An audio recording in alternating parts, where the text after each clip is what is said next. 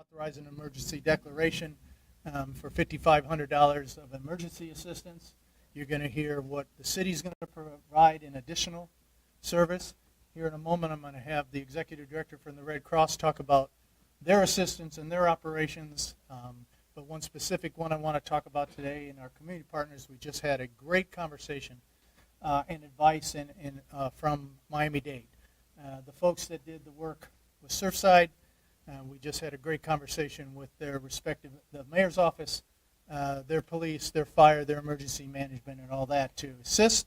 And they continue to offer individual assistance in respect to police, fire, search, etc. So we are very grateful for all the folks that have reached out, all the people that are willing to talk with us on what they experienced and what we should be looking at and how we should be dealing with it. So I thank them for that.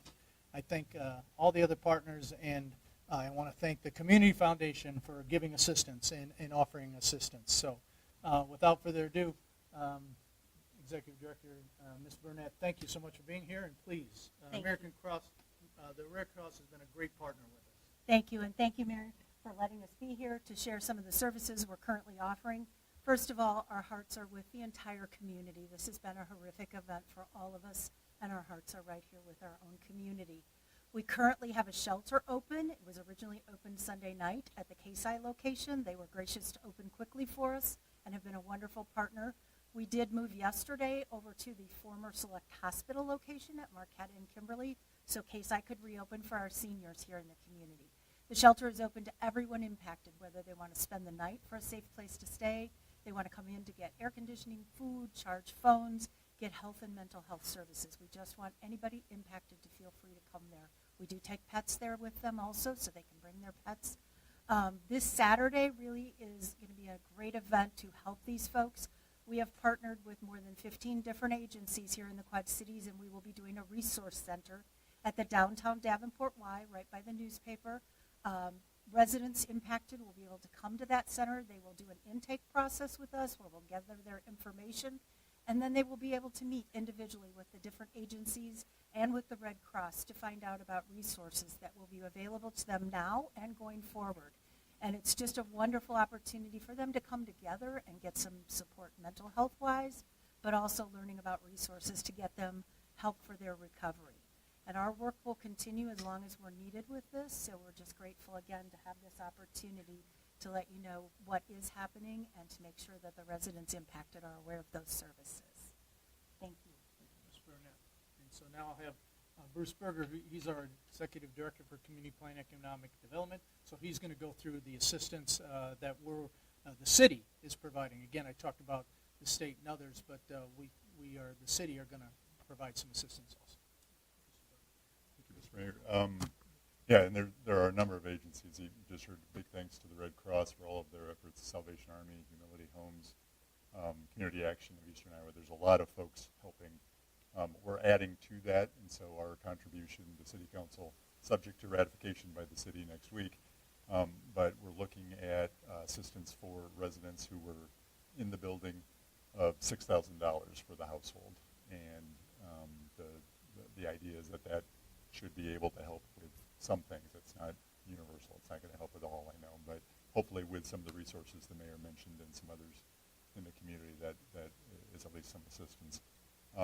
We understand as well on the residential side there are some residents in adjacent buildings that have been displaced as well, and so we're offering some assistance for those folks as well, $1,000 for those households. So the way for those folks to apply for that assistance is, and it's going to be brief, but you do need to come to the Saturday event. So we're really wanting to get the word out to folks that way. I know the Red Cross will be. So that's 10 to 4 on Saturday. Secondly, we'd like to assist with commercial displacement as well. So there were several businesses in the building, 324, and we'd like to offer assistance to those folks. We're going to be reaching out to them directly. And then at a lesser amount, that amount I think we've set at $25,000 for the business. Obviously, that's to help with all the loss of inventory, probably setting up at a new place, signage. There's a lot of expenses that go with that as well. And then for businesses impacted in adjacent buildings, because there are several that are still displaced, I think we're setting aside $5,000 in assistance for those businesses. So if you have any questions Saturday, we'll have staff there as well with the Red Cross event. We'll be able to answer some of those questions. Okay. You know what I do. Thank you for being patient. I didn't have to tell you at the beginning to hold your questions. I appreciate your patience with us, and so now we'll take questions. I see yours first, sir, so we'll go left to right. I know some of you are over here now. So with these disaster proclamations, once you guys are giving out this application, I know they have to either download, submit, usually do it online. A lot of these folks don't have any of this stuff, so they don't have proof of identification. I know that's a step as well. So what are you guys doing to kind of alleviate that issue? Sure. We plan to make this as easy as possible. So there's a little bit of filling in some paperwork that we can hopefully take care of on Saturday with folks. And then if we miss some folks, we will do some follow-up thereafter. We'll go out and meet with folks as we need to. So we're going to try to track that down. I would a quick plug, too, for Red Cross. I know they're trying to set up on Saturday some assistance to help with some of that proof of identity. And you know, when you lose everything, you know, you sometimes lose your license and everything. So, yeah. With this loss of identification that a lot of these folks are going to have, how fast is the process going to move for them with all this issue? I can at least speak for the city funding. I can't give you a definitive time, but we plan to move. I mean, the city council ratification of this next week. We're mobilizing now, anticipating that, so that maybe by later next week we'll be able to start rolling out some of the assistance. Sir? So, $5,500 from the state, $6,000 from the city. How was the $11,500 determined to be? These people lost everything, so how was that figure determined to be the figure to replace everything? We're moving quickly. It's fluid. There is no, justification necessarily on what is the right dollar amount. I think the state probably put as much as they could in.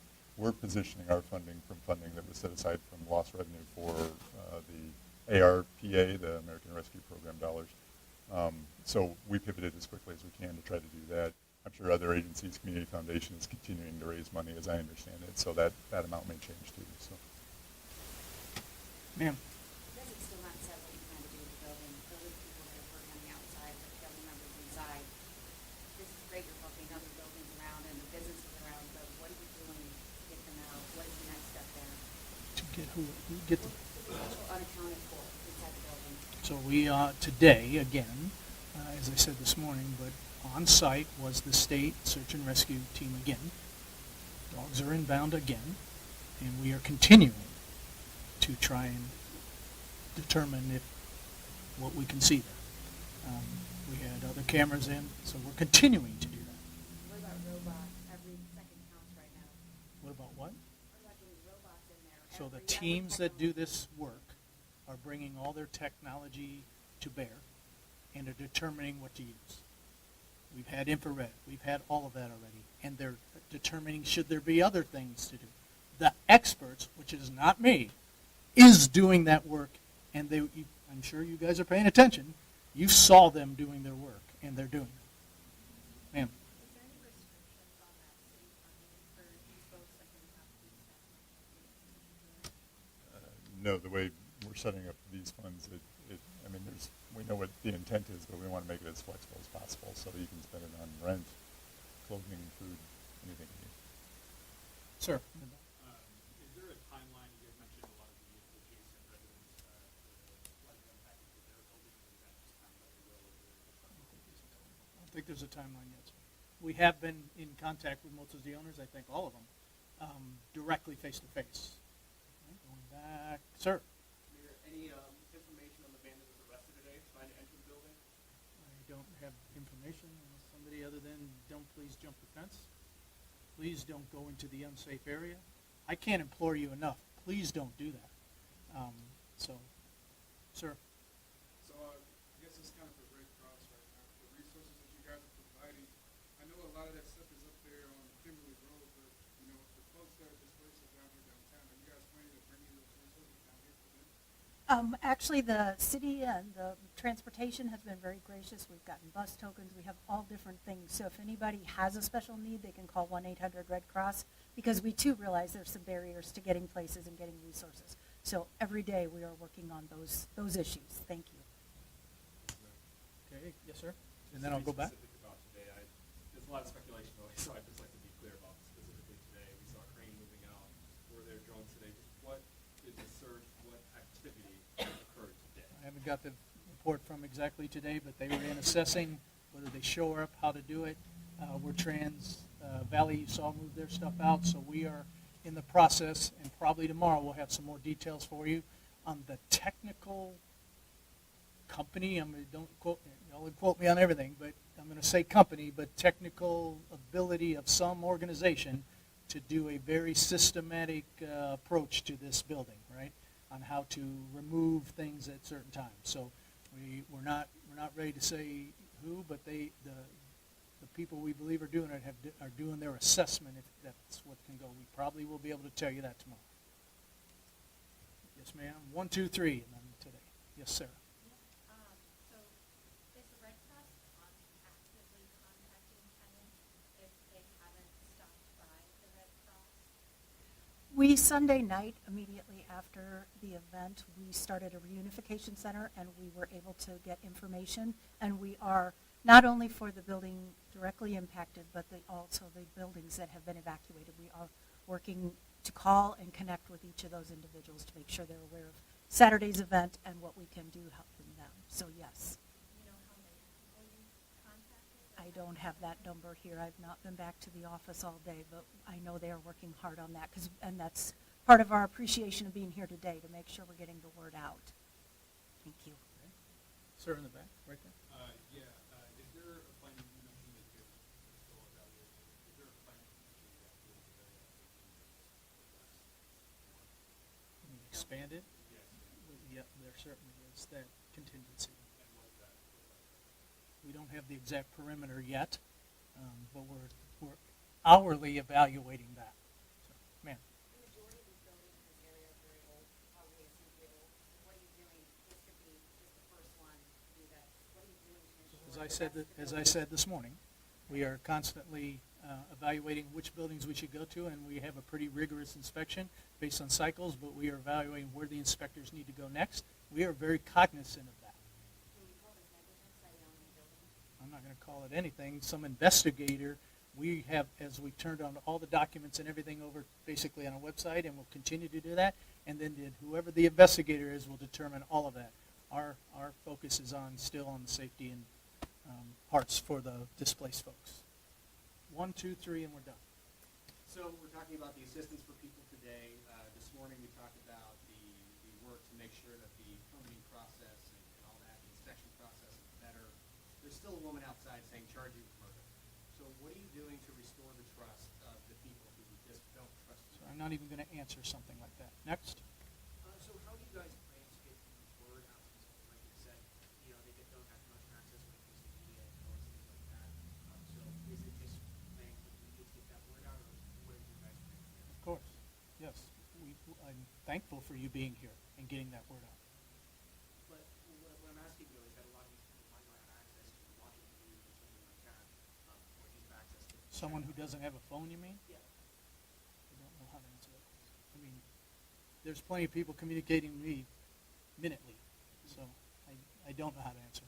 We are trying our best to put everything out, sir. So kind of going back to the resources, I know one thing that's kind of moved from that site over there is the porta potties are over there for protesters and people that's kind of in our building around. Those were moved the other day. There are still people that are kind of hanging out. Brandon Corbin's son actually stayed the night over there and tried to use the bathroom. Hasn't had anything. Families have come over here and they've been told that they're going to the bathroom for home fresh meat at the Wise side. So is your question then we need more porta potties here? Why is there no I think there are. Or did we move? If there are none, I will ensure that there are. Okay, so if there's, we'll make sure there's porta potties for folks here. Okay. Sir. Has the city been in contact with the contractor who's doing work on the building so we can collapse? Okay, that's coming shortly. Okay. Violate what I just said. One more. You haven't asked anything.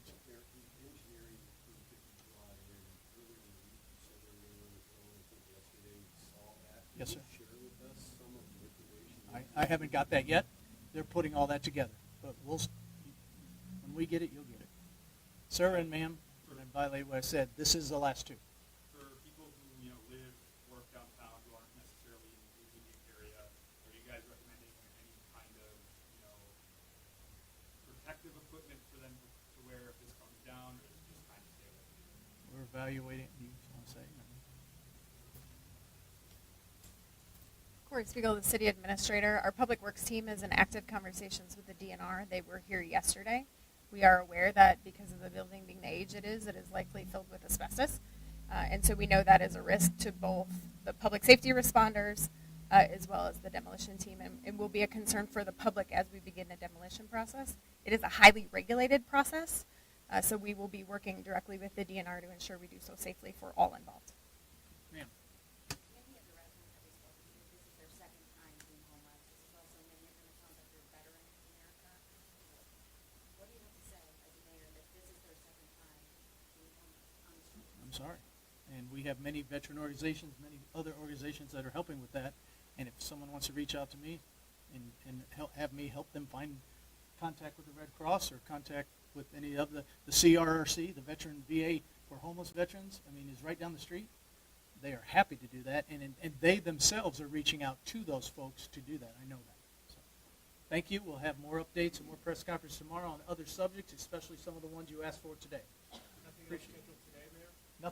Nothing else today. Right? Yeah. We'll let you. We will give you plenty of heads up when the next one is. I would anticipate one tomorrow.